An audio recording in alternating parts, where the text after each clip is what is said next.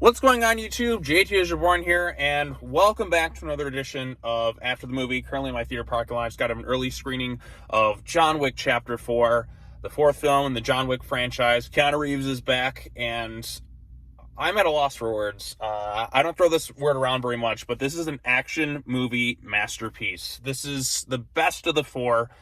Everything is elevated here. The story is interesting. The characters are a lot of fun. The action sequences are absolutely astounding. Keanu Reeves gives it all. I mean, better villains this time around. I don't know what else really I could say. I don't want to get into spoilers, but my God, this movie was incredible. Visually, it's stunning to look at. I found myself just engaged from beginning to end. Bill Skarsgård makes for a very entertaining villain. There's a lot of callbacks to other movies that I love too. Like there's a really cool, clever callback to The Warriors, which was a lot of fun.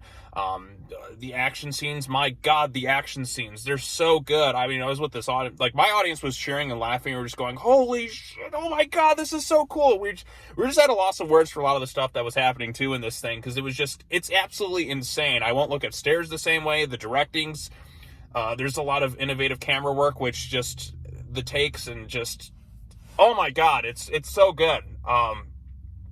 I don't really have any real major complaints about this thing. Apparently there's a longer director's cut, and I'd be all for it.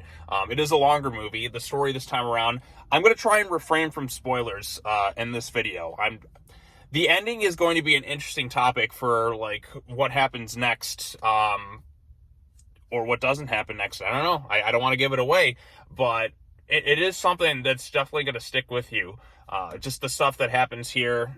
Donnie Yen, my God, Donnie Yen was awesome in this thing. Hiroki Sanada, even Scott Adkins. Scott Adkins has one of the most entertaining parts in the movie with what's going on in him. Also, rest in peace, Lance Reddick. There was kind of a dedication to him, like, after the credits and all that, too, so that was nice. Unfortunately, he just passed away rather recently. I really enjoyed him as Sharon in these movies. Ian McShane was solid. Lawrence Fishburne, solid. Like I said, Bill Skarsgård makes for a good villain. And then you have another character known as, like, Mr. Nobody, who's got his dog in here, and he's also somebody after John Wick. My God, like, the action is just so good in this thing. Everything is just top tier at this time around. The story, as I said, is a little bit more is definitely an improvement over the previous film. There's some personal stakes in it. You feel the sense of dread and just the tension from beginning to end with this one. I think a lot of it has to do with Bill Skarsgård, with the Marquis de Gras, I think that's how you pronounce it, is like kind of the enforcer of the high table.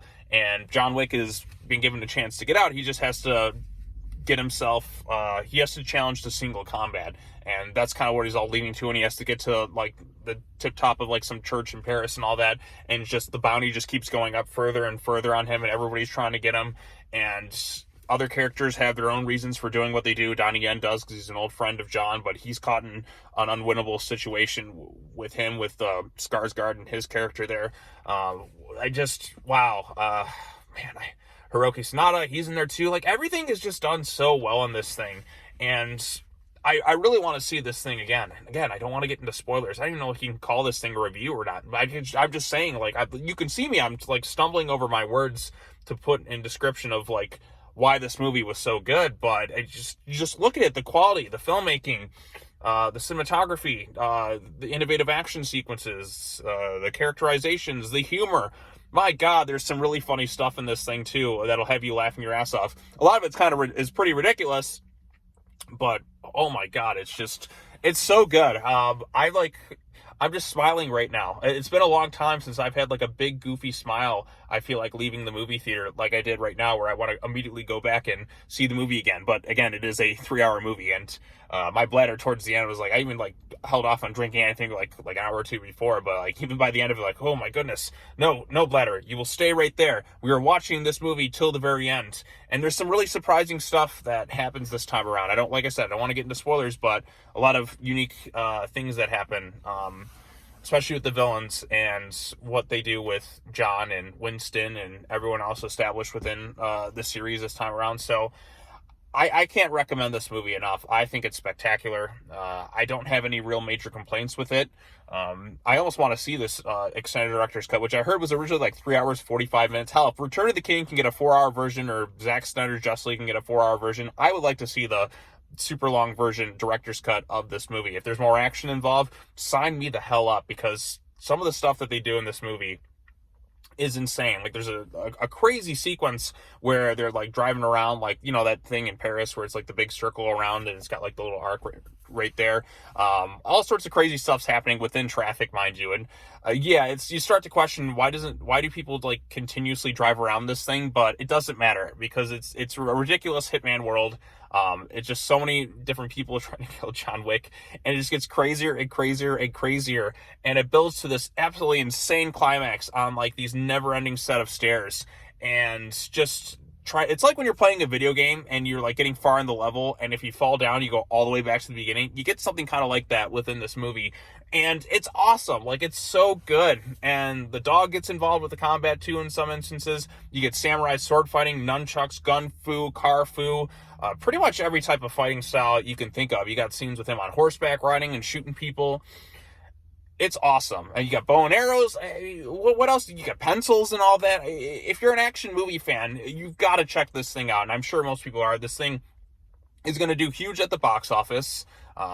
It's the best reviewed of them all, and deservedly so, because like, this movie earns that long runtime and all the stuff that happens in it. Like I said, I was invested in it. I understood, like, even in some of the people who were against John Wick, you understand why they did things the way they did, particularly Donnie Yen's character. And Donnie Yen plays a blind man, much like he did in Rogue One, and he's really awesome. He's basically like the Daredevil of this movie with the stuff that he's doing, and it's really, really cool. In the really epic action sequences, and Donnie Yen's, of course, so fast and quick moving, and just the hand-to-hand combat sequences are really spectacular. And then, even like I said, Scott Adkins is another one. He was a real standout in this thing. He's only in it for like a brief amount of time, but you can tell he's having so much fun, like this goofy makeup and all that he's got on, and just there's a lot of laughs with him. There is some ridiculous stuff in this thing. Instance, like, there's a fight scene going on and people are still dancing around like nothing's happening. I am just going to assume that they're on some sort of substance to where they wouldn't just evacuate the area. But this is its own unique hitman world with the high table and everything like that. So it gets pretty ridiculous. So I just, it's so cool. It's so fucking good. I loved it so much. I want to see this thing again.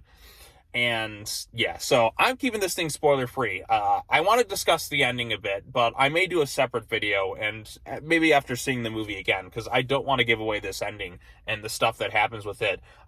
If this were the last one, there is enough closure for the story, but it would be interesting to see where they could potentially go with future installments in this. I know we're getting the spinoff called Ballerina, and there's supposed to be like that Continental prequel TV show, but there's still more to explore within this world, I felt like. But man, is it a really, really good time at the movies. And this is like why you go to see this thing in the movie. You go there with the crowd I was into. I went to an early like 4 o'clock showing, so it's only like 7:30 right now, and I see the parking lot starting to pack up, because I'm like, I gotta get to this thing as early as possible. And I'm so glad I did too, because now I can just gloat over some of my friends who haven't seen it yet and be like, hey, guess what I just saw? John Wick Chapter 4, and rub it in their faces until they get around to seeing it. But I won't spoil it. But man, that was so good. I just got a big goofy smile on my face right now.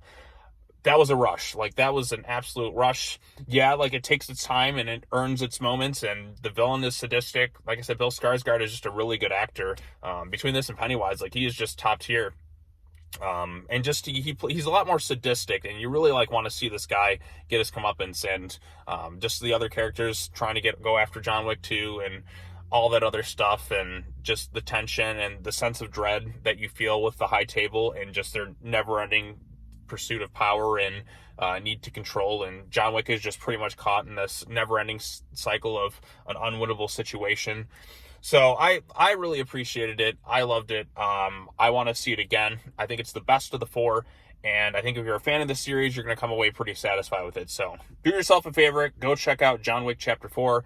I think it's amazing. I loved it, and it's an action movie masterpiece. I can full-heartedly say that with confidence after leaving the theater. This is an action movie masterpiece. And I don't say that too often. You can check out my stuff on my channel. I don't say that too often, but in this case, it feels well earned. So there you go. That's all I have to say about that one. Thanks so much for watching. If you've seen John Wick Chapter 4, if you plan on seeing it, let me know what you thought of it in the comment section down below. Be sure to like this video, share it with your friends, subscribe to the YouTube channel for more content, all that other fun stuff. And as always, take care now. Bye-bye then, and I will see you all in the next video. Peace.